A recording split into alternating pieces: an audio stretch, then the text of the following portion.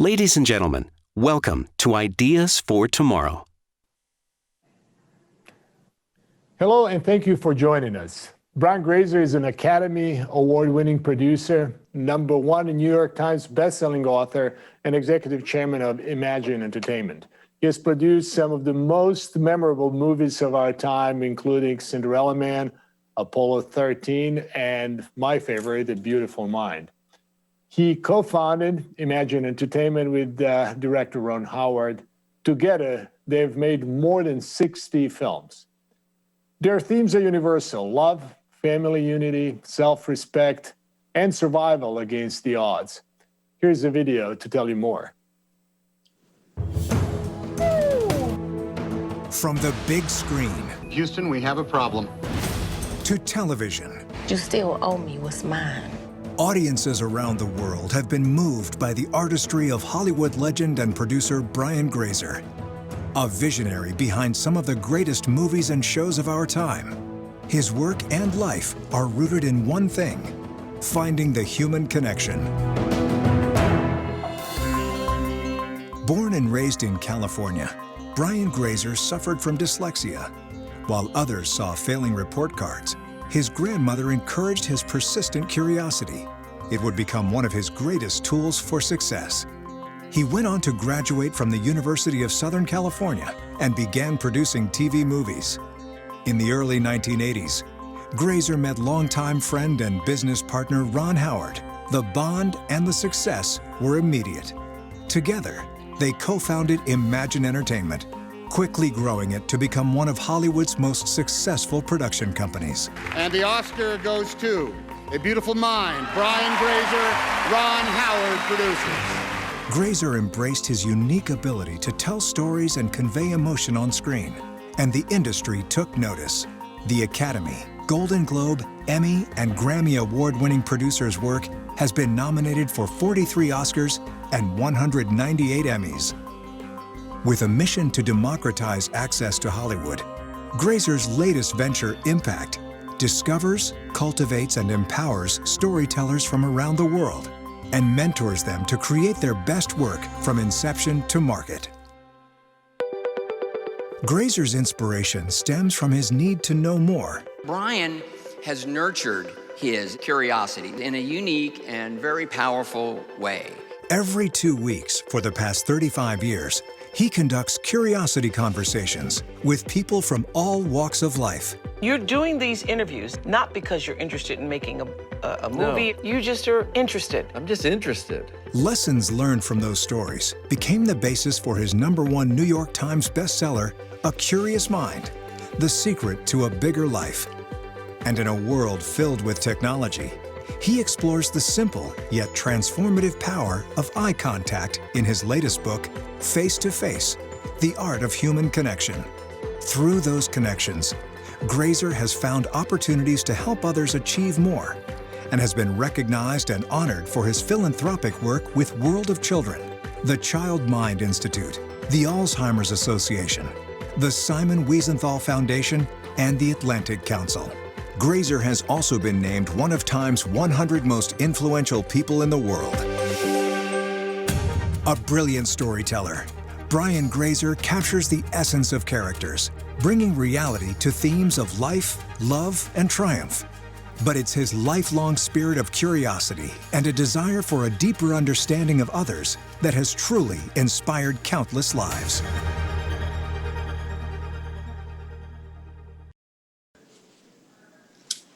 Welcome, Brian, and thank you very much for joining us today.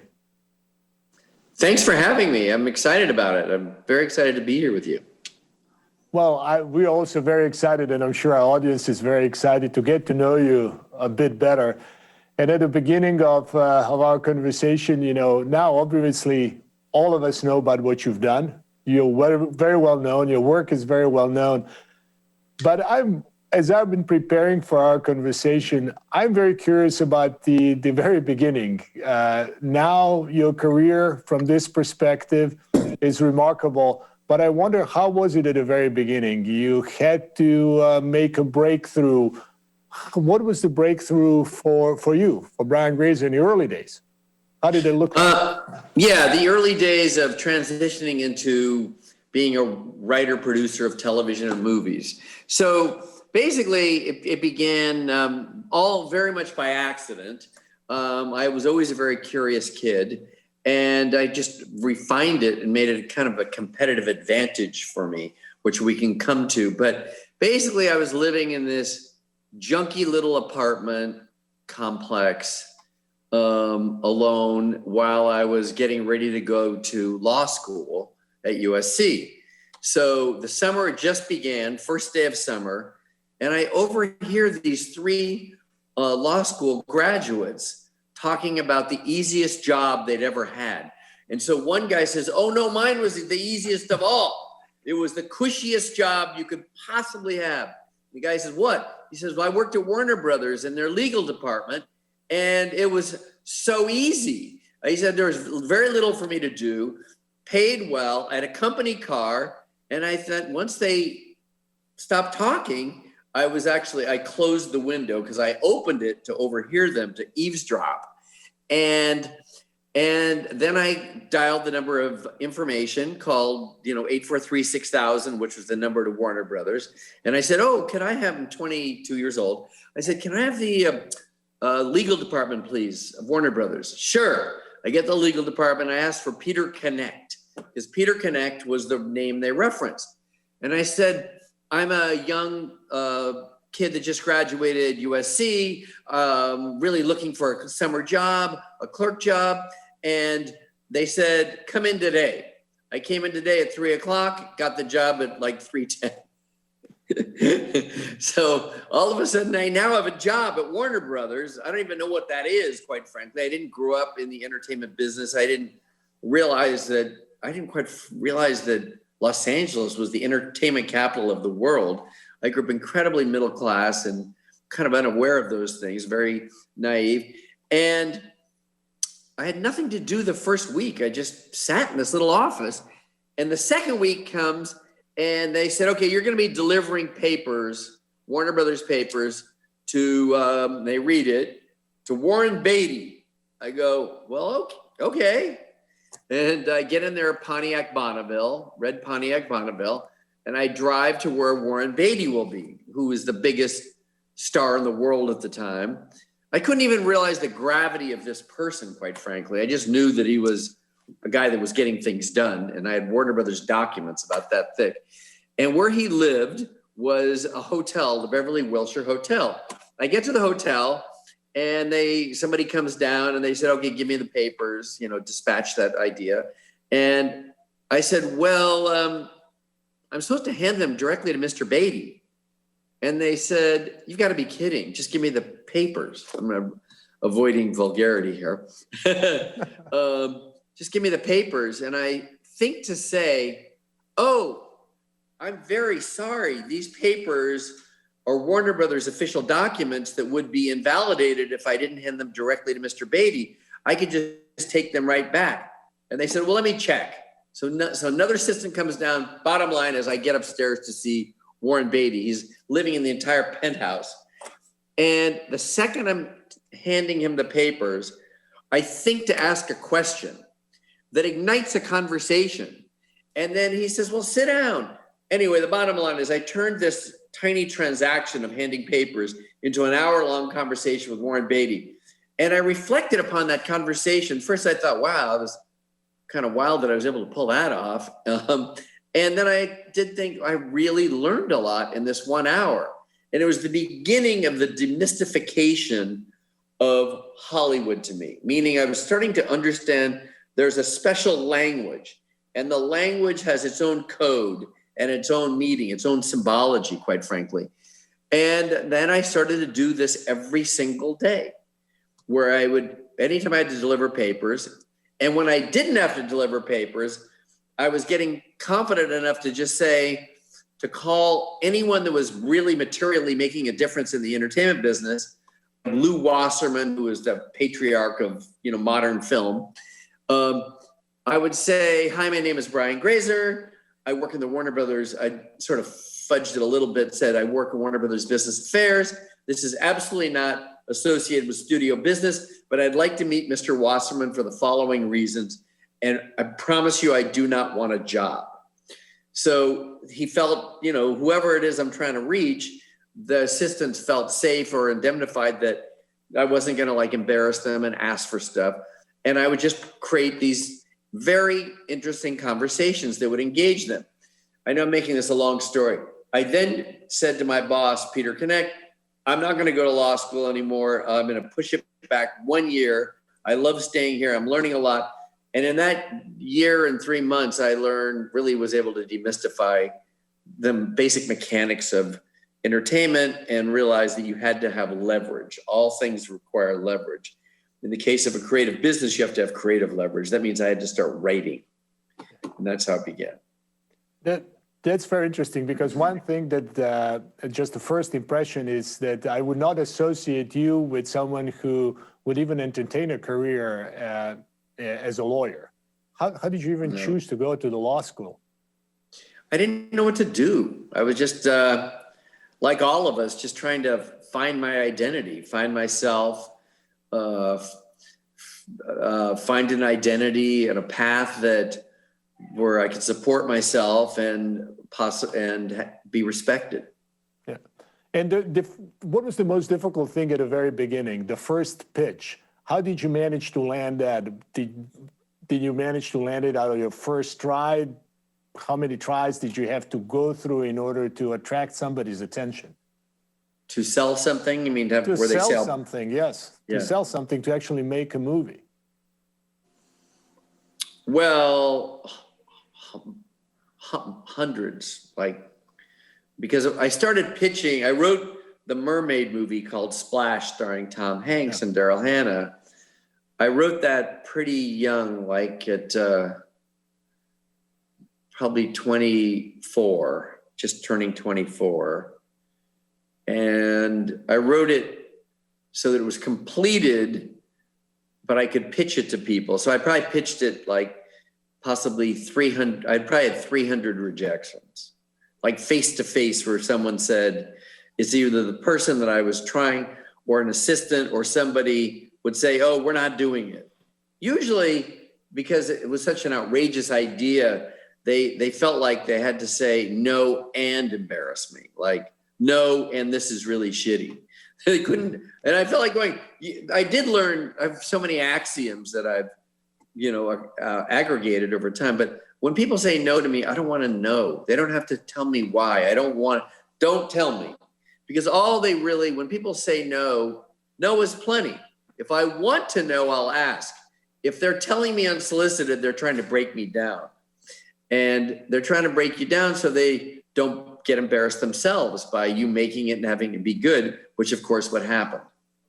Yeah, but the story of Splash was relatively unusual, and I believe that may be the reason why you had so many rejections. How did you manage to bring this story to attract someone's attention and say, whoa, this is really worth looking into, worth supporting?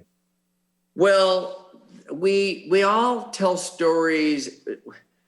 I don't know how many people are on this Zoom, but however many people, we can have a single story that could be a fact, and we'll all, 100 of us or thousands of us will tell it in a slightly different perspective. And so what I learned is that I had this moment where I realized that I can shift perspective. So instead of telling it from the mermaid's point of view, which would be a sort of a stranger in a strange land, I could tell it from the guy's point of view.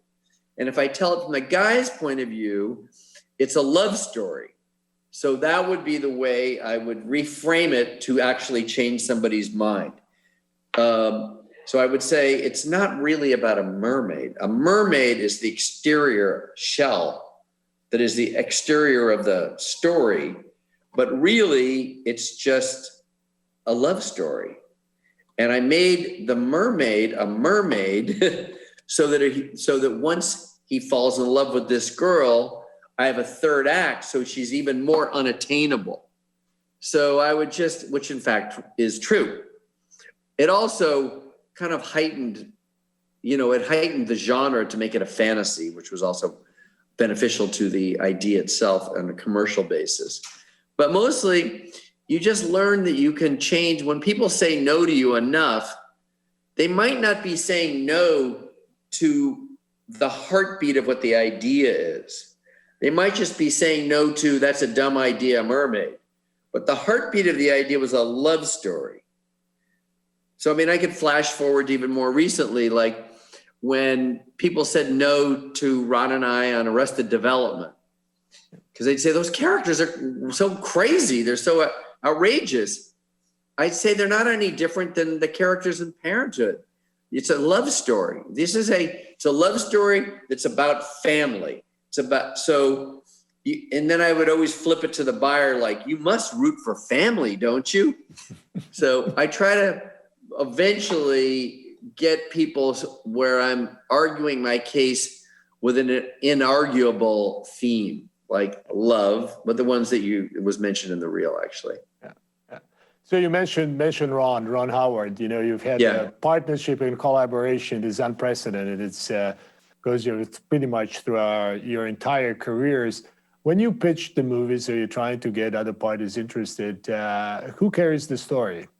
Together? Yourself? Ron? How does that work? When Ron and I are pitching together, to sell. Well, in the very beginning of our career, the most nascent part of our career, I wanted him to, because he was much more famous than I was. Because he was very famous for being, in Andy of Mayberry, and of course Richie Cunningham, and just being a star, an American icon. And I'd say, Ron, you have to talk in this meeting. You have to do it. And then he wouldn't, because he's very shy. And so, but once you get him going, he can definitely talk, and he's incredibly smart. But for the most part, I was the one that was really talking. So when two of you work together, how does your collaboration look like on a day-to-day basis? And what is the most memorable thing that you have done, the movie that you really enjoyed working on together?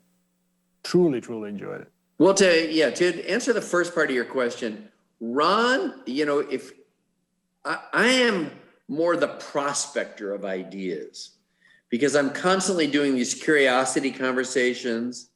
I'm on with you. I'm learning something. If you're present and you calm yourself down by being in the present, you're always going to learn something, even a nuance, even a pupil dilation has a meaning. I'm not a physiognomist, although I made a TV series about a physiognomist, actually. But so basically, I'm the prospector of ideas. I usually can find them and then mine them. When it takes the real drilling, he's drilling, because he has the focus and sustainable concentration where he can just, that's what directors have to be, like 10 straight hours every day on one thing. Where I like multiple things. I like multiple platforms, movies and television and documentaries, animated. So that's the difference of how we do it. Our first big collaboration, I really wanted him to direct the Mermaid movie first. I had two ideas. I had more than two, but the two I presented. One was called Night Shift, that got made first, and it was released in 1982. But that was an R-rated movie. That was less successful than Splash, but it was an R-rated movie. It was very irreverent. It was about a prostitution ring run out of the New York City morgue. Now, he wanted to do that because he had an image that he wanted to change for himself. He was thought of as doing constantly this clean-cut stuff, and he is that guy, but he just thought, let me do the mermaid one later, And so he did Night Shift first, then Splash.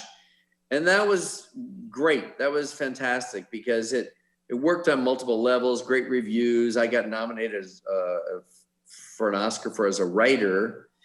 And he became, immediately became one of the most viable directors in Hollywood. The movie that really made a difference for us, I think, was certainly Apollo 13, and the one probably that meant the most was A Beautiful Mind, because it began with a subject of my observation, just watching people that had from very mild disabilities to extreme disabilities, and just watching them in life. And I saw many people with disabilities, mild or extreme, not only having to cope with their disability, but having to further cope with the isolation of being stigmatized. So I thought, well, the one thing I might be able to control or influence is I could try to destigmatize mental disability, meaning make people understand and care about the humanity of all people, and that you don't have to pick on people. You don't have to make fun of them, or be a bully or trick them, or just, it's just excessive. It's cruel. It's not, it's outside of the golden rule. I might, because just a digression is like, I've made all kinds of movies. I've never made a horror film, because horror films, there's within the foundational ingredients, there's no redemption. I just want to create good vibes. I want energy. Either people are laughing at Nutty Professor or Liar Liar or Parenthood for that matter, and I fail at things for sure. I try really hard, but my intentionality is always to send out good energy and have impact and have a cultural impact with that. So I don't know how I got onto that, but there's a mission statement for me and for Ron for that matter, in that way. So I was just going to say, so A Beautiful Mind sort of really hit a bullseye on all those things, because it helped people understand other people. It helped create better behavior. It was gigantically successful financially, and we won Oscars. Yeah, that was a phenomenal success. Certainly one of my favorite movies of all time. But when we look at the huge spectrum of different types of movies that you've made, and you spoke a bit about your curiosity, is the broader spectrum of themes that you've been addressing a reflection of that curiosity that you carry with you? Because you also wrote a lot about the curiosity conversations. Could you speak a little bit about the topic of why do you think that the curiosity is such an important trait in a person? Curiosity is on the very minimum, it takes you outside of yourself. So I have 4 kids. So I'd always go, because they used to tease me. They go, "Dad, who do you think you are, the mayor of Malibu?" Because I'd say hi to everybody. Or I might even go further, like, "How you doing?" Ask questions. But I think it immediately validates another person, because it's saying you're a person and we're equal. It immediately creates equality in my mind. So it's valuable just to validate others that you're present and that they matter.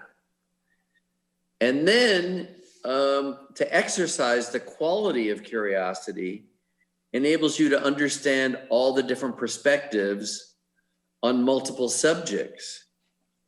And if you do that, you conclude, you arrive at empathy. You arrive at a place where you have deep empathy for all. Of course, we make mistakes. We all do. I'm quite imperfect, but I do more often than not inhabit the other person when I'm speaking to them.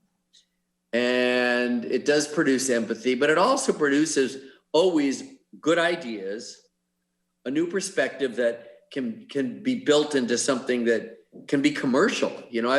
Through these conversations, I had no intention of building them into commercial or industrialize them, but I've met people that have made, I met a woman named Veronica de Negre in 1983 that had me understand how She taught me how she survived in a Chilean prison for 18 months, being tortured every day. And that's what led me to do Apollo 13, because that was about survival. And I thought about how that works. This one relatively innocent meeting with Veronica de Negre also gave me insight as to how to crack the story of A Beautiful Mind, because we couldn't solve that story, even though I owned the story of John Nash's story. It was kind of flat. And when I realized, oh, wait, Veronica de Negre, the way she survived torture was by living in an alternate reality, a story that she controlled the narrative of. Well, and that's exactly somewhat the way a schizophrenic operates, in multiple narratives. So why don't we start the whole movie in a false truth of something that didn't happen, in the narrative of a non-reality? And that enabled us to be, instead of a drama, a thriller. And thrillers really captivate you when they're good.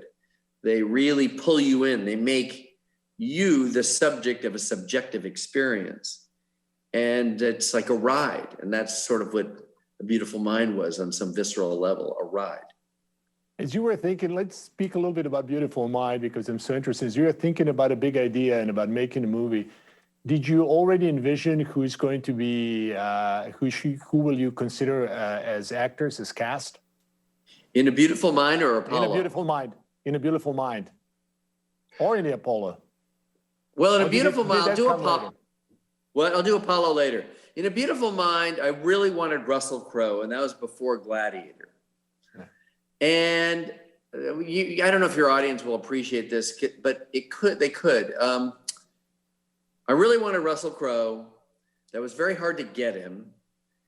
And then he said yes, he'd do it, but it was complicated by this tremendous success of Gladiator, because time had passed.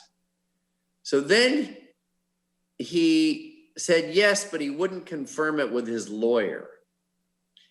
So I said to the lawyer, I have to know today at 6 o'clock. I always create artificial deadlines, because they are artificial, really. And I had to do this on Backdraft. In order to get the actors that I've wanted, I've had to create deadlines, because they can't seem to decide with finality. And so he wouldn't confirm that he would do it. So his lawyer desperately, because I had Mark Wahlberg on the other to do it. So I always have another actor as a backup. And sometimes the other actor could be as good. And this, I don't want to be publicly judging that. It's just that Russell was, I really believed in him for it. And so I was ready to walk if he wasn't going to say yes at 6. So his lawyer says, well, he desperately screamed out, I have, what's it called? A jurisdiction of authority. I have acting authority to sign. So I said, okay, then you sign. And then that became it, and he did it.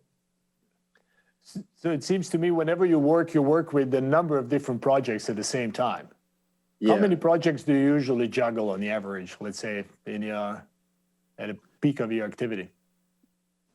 Oh, well, I might have 50, but the ones that I'd be most focused on is a smaller constellation of group, like 15.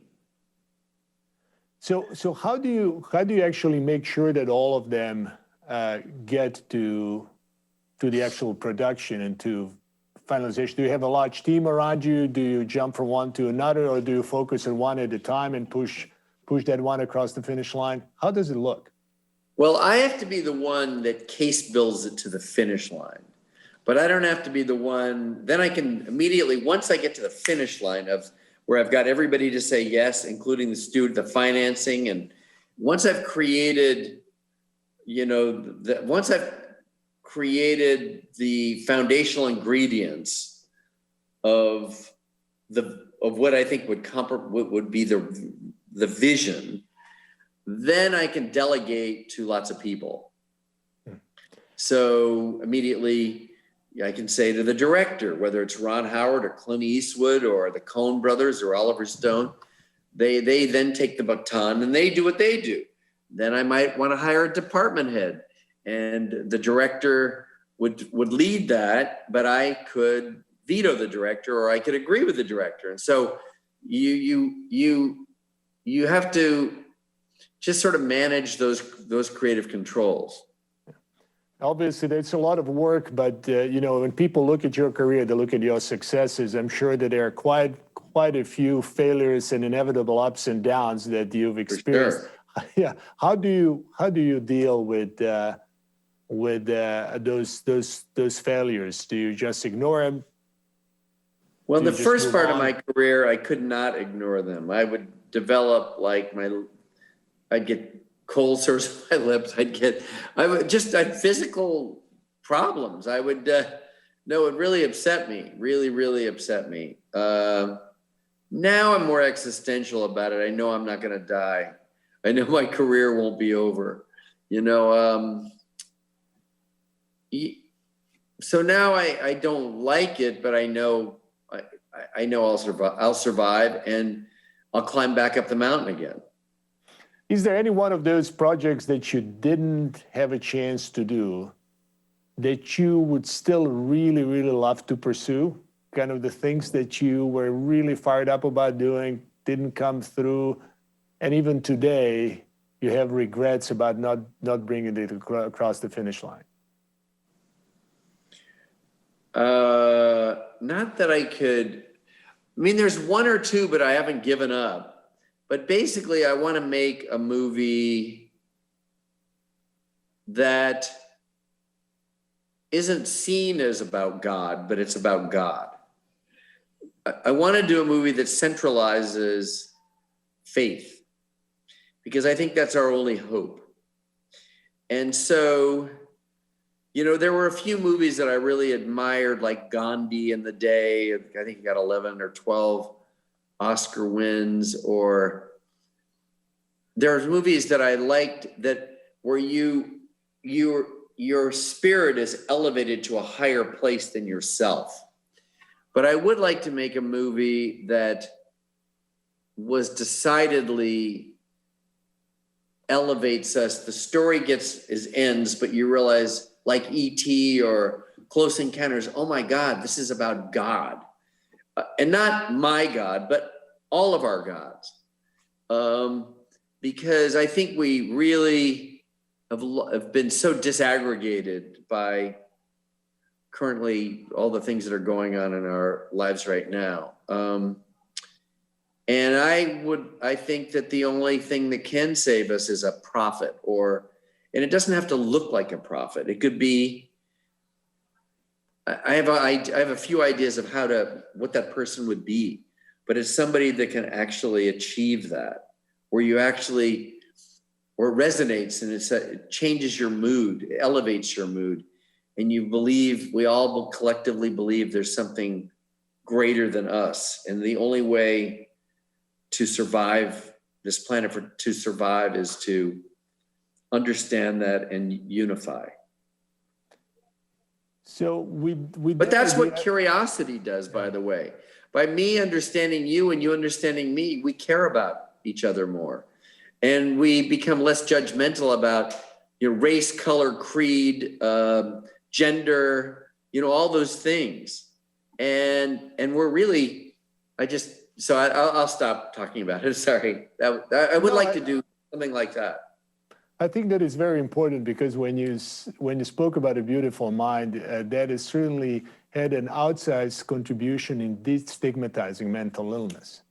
Yes. And so I do believe that movie making can serve a greater purpose than just creating good vibes. Creating good vibes is really, really important. But if you were to take a look at the greater impact that you hope your work will accomplish, how would you describe it? What would be that, so to say, the aspirational goal at this stage of your career with the volume of work that you've created? What is the kind of a bigger impact, if there is one, that you would like to create with your work? What would I like to do, or what do you think, or what do I think? What would you like to do? What would you like to do? 10 years from now, looking back. Yeah, Beautiful Mind was really in that direction, but I would like to do a version of what I just said, create something that's magical, that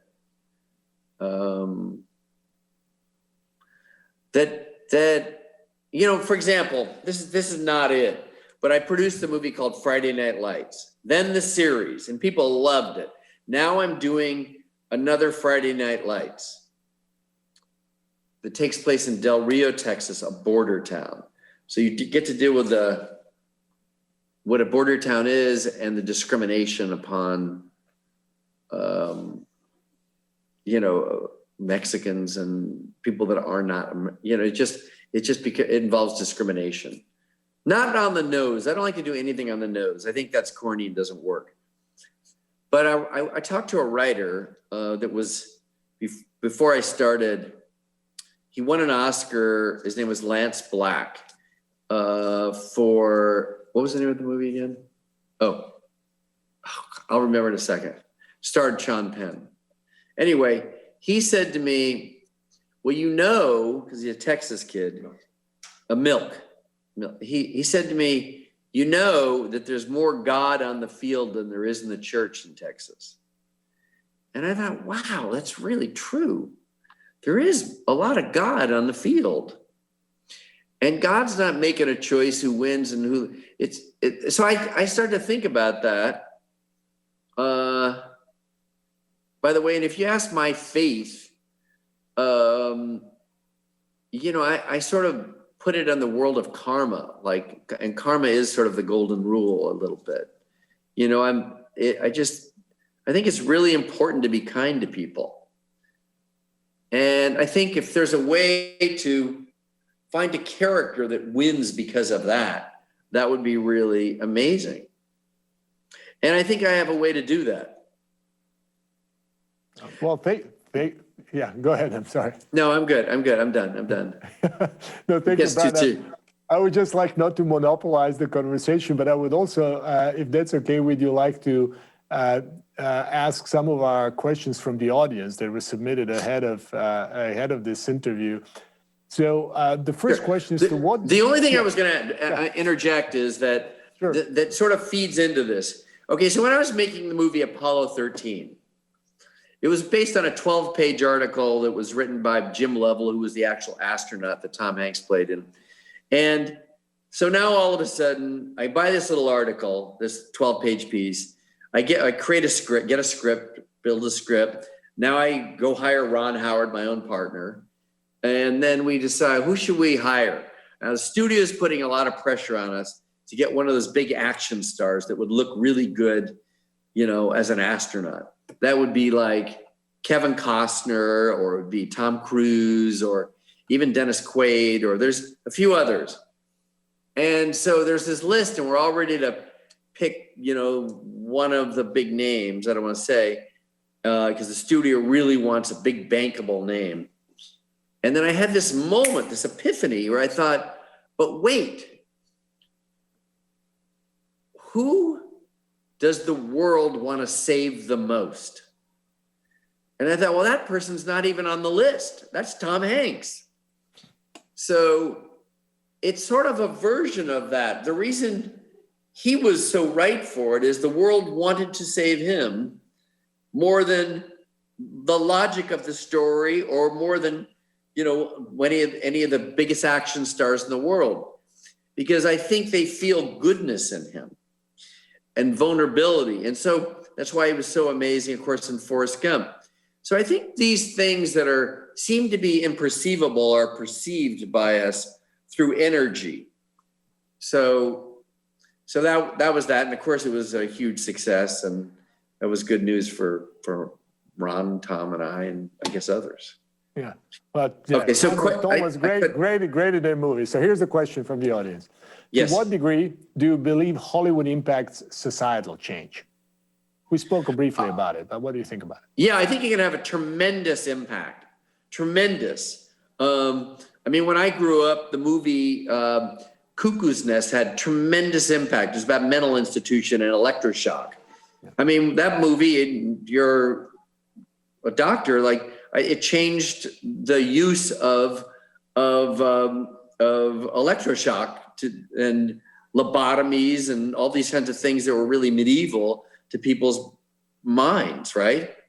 It eliminated them in the state of California. So it can have tremendous effect. There are many other movies that have had tremendous effect. You know, our movie, Rocky, had tremendous effect. Rocky 1, it said he was such an underdog, so raw, that it made all athletes feel like they could do it. They could do something more than they thought they could do. My movie 8 Mile got people to think, well, first of all, there was a song that he won an Oscar for. That song was an anthem to every high school and college in America. That means something. Songs go right into your blood vein, you know, into your arteries. They create a biochemical event almost immediately. So anyway, so there are pieces of, you know, of entertainment that have had tremendous effect on Seinfeld might have, you know, Friends, you know. So they have huge effect on our culture, immediate and global. Yeah, now we have two questions from what I assume would be younger members of our audience. The first one is, how would you foster or inspire curiosity in young people?